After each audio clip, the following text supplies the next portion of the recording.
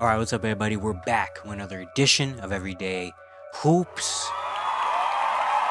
Hope you guys are having a good one. Today, we're going to be recapping last night's playoff basketball. We had some Game 5, some very important Game 5s. Going to talk about them all here in today's video.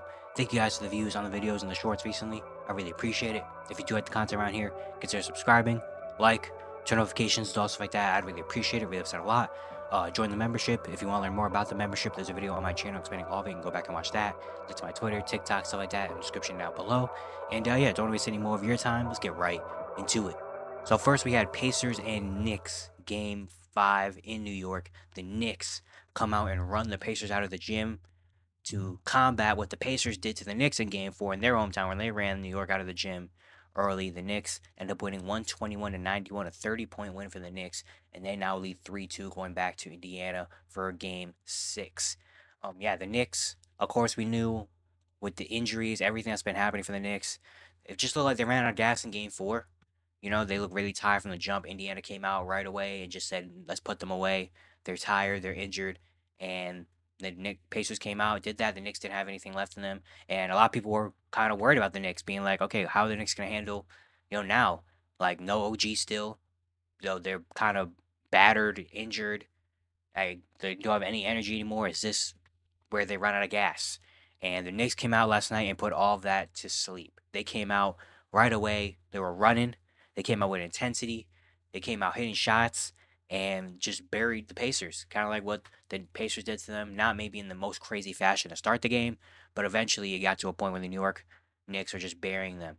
Outscored the Pacers 38-31, 38-32. In the first quarter, Jalen Brunson and Josh Hart both had 10 points in the first quarter to kind of set a tone early. Jalen Brunson, 28 points in the first half on 12 for 18 shooting. They outscored Indiana by 15. Then we get to the third quarter and just more 27-21. They outscored them by. And in the fourth quarter, Pacers tried to make a little run at the start of the quarter, but then the Knicks kind of put them to bed again. And New York ends up winning by 30. Jalen Brunson, another absolutely dominant performance coming off his worst game of the postseason. In game 4, comes out with 44 points, 7 assists on 18 for 35 shooting, 2 for 6 on 3. Just absolute superstar behavior type game. Came out from the jump and set the tone early, being like, yeah, we're not going. We're not going in this one. We're back at home. We're coming out making a statement. And JB did that, early. Josh Hart, a great game, 18 and 11. He had a couple of 3-pointers. Alec Burks, 18 and 5. He had 5 3-pointers off the bench. He's been so great. True professionalism. Seeing he hadn't even, for the first, I want to say first 8 games of the playoffs, he played a total of 44 seconds. And to come in the last 3 games, just kind of out of nowhere with all the injuries and having to be kind of thrown into the fire, he's come out and played some amazing basketball for the Knicks, hitting some shots, helping them a lot with the depth issues. And Alec Burks, true professional, he comes out and does his thing. And then Isaiah Hartenstein, man. Isaiah Hartenstein, 7, 17, and 5, 12 offensive rebounds, which ties the New York Knicks playoff record with Charles Oakley.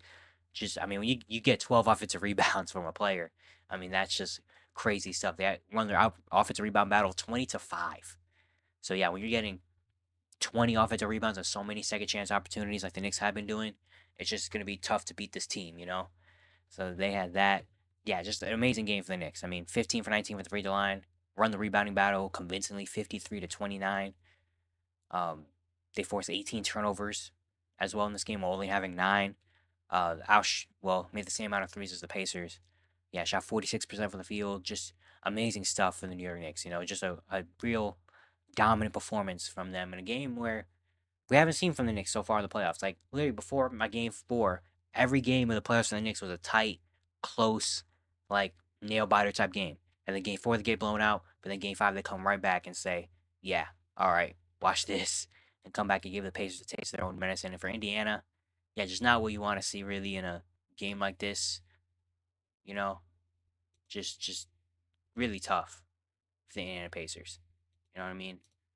Like, you look at some of the stuff happening in this game. Tyrese Halliburton didn't have a great game. After having the first 2 games, he was amazing. In the first 2 games, the 2 games in Indiana, he was very amazing. And to only have 13 points, only took 9 shots in this game. Like, yeah, only 7 points in the first half. Tough performance from him. The Pacers as a team, 17 for 22 from the free throw line, 18 turnovers, only had 24 assists to New York's 26. Um, got destroyed on the glass in this game as well. No one really shot the ball super well for Indiana. I mean, Aaron Nesmith was 2 for 7, 1 for 3 from three. Nemhard hit a couple threes. Turner hit a couple threes.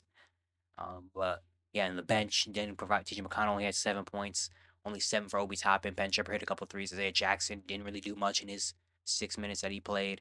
So yeah, being able to limit the bench for Indiana, and then getting Alec Burks to have 18 points off your bench is huge in this game as well. We got some chippiness as well, a couple technical fouls, couple words being said back and forth, which of course Knicks Pacers, this is an historic rivalry. And yeah, the Knicks come out game 5, they win. Indiana now got to go back on their home court and win one more game. Indiana hasn't lost a game at home all season, and we'll see what happens for game 6. Next, we have Minnesota, Denver, game 5, and the Nuggets come out and take this one 112-97. They take a 3-2 series lead. They've won 3 games in a row. From the jump, you can see Denver's energy was there. Nikola Jokic got his MVP trophy last night, and he put the team on his back really to start the game. KCP hitting a couple shots to start the game was big as well. We get to the second quarter, and the Nuggets kind of go on a little run of their own as well. Again, Nikola Jokic, Aaron Gordon, even though he suffered early foul trouble, I think, in this game, came out and just had an amazing second quarter. Christian Brown's confidence is at an all-time high. Anthony Edwards had a tough first half, shot just 1 for 8, had 5 points in the first half of this game. And yeah, with no Mike Conley as well for the Minnesota Timberwolves, unfortunately, due to Achilles soreness, the bench didn't really provide. They put Nikhil in the starting lineup when Nikhil had a really good game, but it's just, you know, that's a little bit punch off your bench that you're missing. And then we get to the third quarter, and Nikola Jokic puts on a masterclass. 16 points, 6 for 7 from the field. The Nuggets as a team shoot 65% from the field, 10 for 10 from the free throw line. Just amazing stuff, and they carry that all the way through the rest of the game and get the win 112-97, take a 3-2 series lead. They've won 3 games in a row. The first home team to win a game in this series as well. And Nikola Jokic. Nikola Jokic really, that was Nikola Jokic. I said after game 2, after Minnesota absolutely dominated Denver, we're up 2-0. I said Nikola Jokic gonna have to have one of these games where he's the best player in the world. I thought it was gonna come in game 3. Didn't come in game 3, even though it was a really good team win. Game 4, he had an amazing game, but this game was the game. If you want to know why Nikola Jokic is the best player in the world right now and why he's a 3-time MVP, go and watch this game because he put on a show, an insane performance, one of the best performances of the playoffs so far. 40 points, 7 rebounds, 13 assists, no turnovers, 68% shooting, only missed 1 3, only missed 1 free throw. Just absolute dominance. Like anything that he wanted to do, he did it. On Rudy Gobert, a 4-time Defensive Player of the Year. Like he whatever he wanted to do, he did it. Want to score in the paint, he did it. Want to get to the mid range, he did it. Want to get to the free throw line, he did it. Want to hit a three, he did it. Want to make an extra play, he did it. Like anything he wanted to do on the court, he did it. Showing why he's the best player in the world. Just absolute dominance from him. Aaron Gordon also has been, I think, a big X factor. That has been the key to why the Nuggets have been playing so good the last couple games. They've kind of unlocked him. The first 2 games, he kind of wasn't as great. In the last 3 games, he's kind of unlocked him. They've had him have the ball more in his hands. Kind of be a point guard ish, essentially, kind of try to run the offense. And Minnesota just hasn't really figured out a way to kind of limit him. 18, 10, and 5 on 7 for 14 shooting in this game. He had a couple 5 offensive rebounds. Just amazing stuff from him. Jamal Murray, 16 points on 7 for 14 shooting.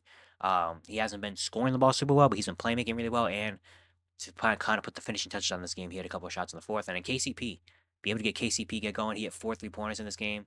Maybe his best shooting performance of the playoffs so far. 16, 5, and 4. Just great stuff. And then Christian Brown. Christian Brown the last couple games has been great. Michael Porter Jr. the last couple games has not been shooting the ball super well. He only shot 2 for 7 in this game. I think he had 4 points in game 4.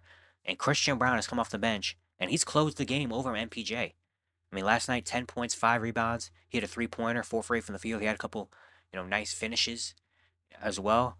So, be able to have him, even though having one of your starters not shooting the ball well, but having a guy come off the bench that can close the game and provide you some winning plays like Christian Brown does, that's huge as well. Reggie Jackson had a couple of shots off the bench.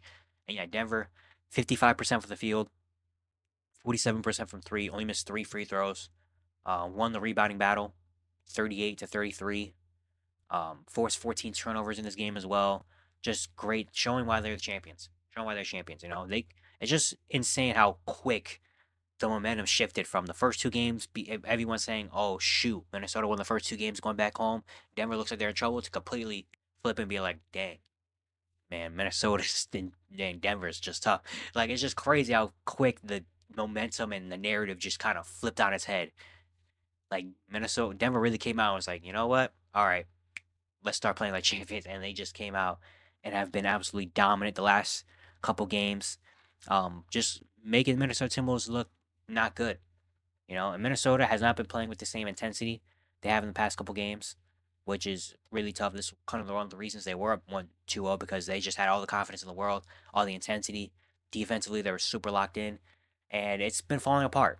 I saw there's so many moments in this game that you go back and watch, and so many times where, just a miscommunication or just a switch or rotation that was supposed to happen didn't happen and something. And the Minnesota Timberwolves and players were getting on to the players, being like, "Hey, you got to get there!" Like, "Yo, you got to be there," which is not anything super big. I mean, it's basketball, and with Minnesota Timberwolves, how locked in they are, I like to see that team as to kind of be able to hold each other accountable. Like I saw Nikhil Alexander Walker did it to Carl Towns one time, or Carl Towns didn't switch over, and Nikhil said, "Hey, yo, Cat, you got to get there." And even Nas Reed was like, "Yo, Cat, you got to get there," or something like that.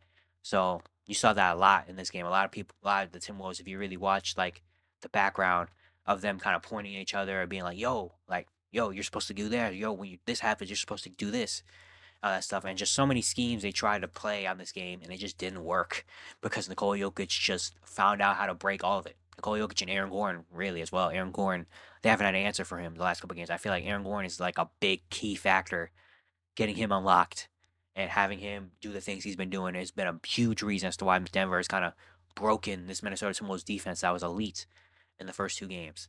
But Carl Towns, 23, 6, and 4. A couple more bad fouls. Carl Towns is like the king of bad fouls.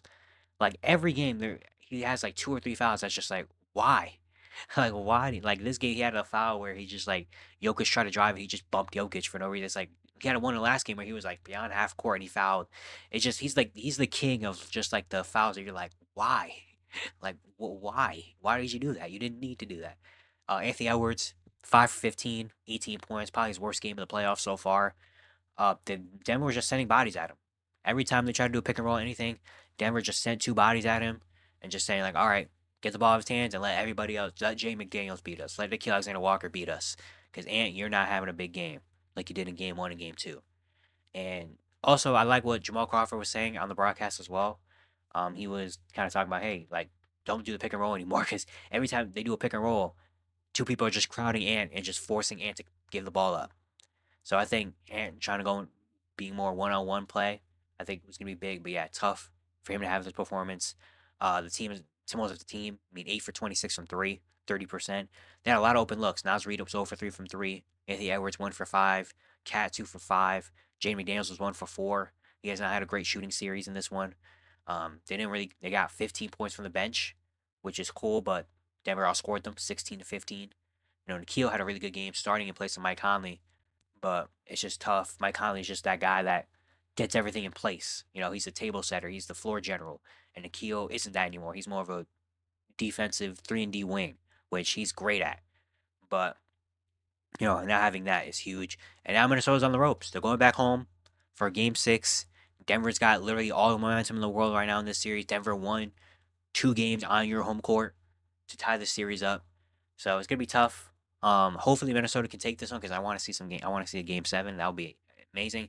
But right now, Denver's just got all the momentum, and Minnesota really has to figure out a way. I feel like Jokic, you're not gonna stop Jokic. Jokic is the best player in the world. You saw what Jokic is doing to Rudy Gobert. If Rudy Gobert can't guard him and defend him, I don't know what you're really gonna do.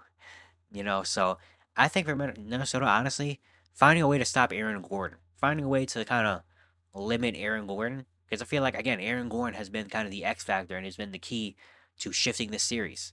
Has been Aaron Gordon. So I think if Minnesota can find a way to kind of limit Aaron Gordon in a way, I don't know how you do it, but if you found a way to limit Aaron Gordon and turn him into a jump shooter or anything like that, I think they'll be a lot better off. Again, it's a lot easier said than done, because the Nuggets offense is such a well-oiled machine. You saw that in this game when they went on a streak where they hit like 13 or 14 shots or something like that. So, I mean, again, it's the Denver Nuggets. They're a well-oiled machine on offense. It's not really many teams are going to be able to stop him or limit them.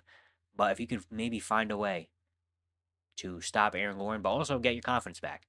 I feel like Minnesota's kind of doesn't have the confidence that they had in the first couple games, which is understandable because Denver has just literally snatched the momentum and snatched everything from them in these last 3 games. But Minnesota's gonna have to dig deep. They have to find a way to dig deep and find something in them to kind of fight. Which I know they're gonna come out and try. Obviously, they're gonna fight, but they just don't have the same level of energy and intensity that they had in the first couple games. If they can find that somewhere, I think it'll be a really good game 6. But yeah, we'll see what happens. But yeah, it's gonna be it for today. Hope you guys enjoyed. Once again, if you enjoyed the content around here, consider subscribing, like, turn notifications, all stuff like that. I'd really appreciate it. Really upset a lot. And yeah, I'll see you guys tomorrow.